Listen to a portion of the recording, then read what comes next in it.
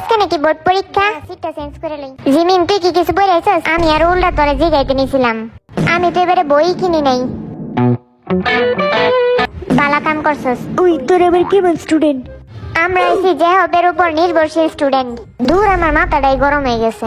এই টিচারটা আসলে কেডা? কি জানি, ওই মনে কোনো একটা কুলাঙ্গার, আঙ্গুর কপালে কুলাঙ্গার পরে। তাইলে তো কাম সারছে।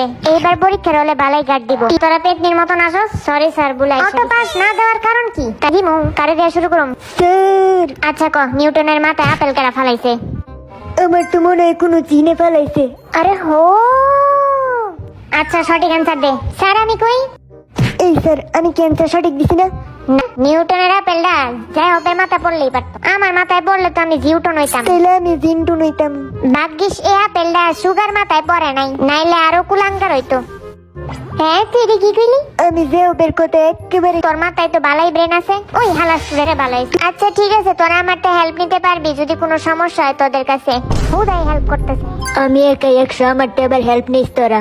এই কেন কেন আমাদের নামজন তো অনেক ভালো করে পড়াশোনা করছে, তোদের টিমে তো নামজন আছে, এত ভয় পেতেছিস কেন? তোর তো আইব্রো আছে। যারা পড়াশোনা করে না তাদের আমি আইব্রো কাটটা দিই। তাইলে তোর টিমে আইব্রো কেন? এরম আজারে পেছাল বংশ। আমার নাম হচ্ছে কিম সুক জিন। আমার বই শুনলে সবাই ক্রাশ খায়।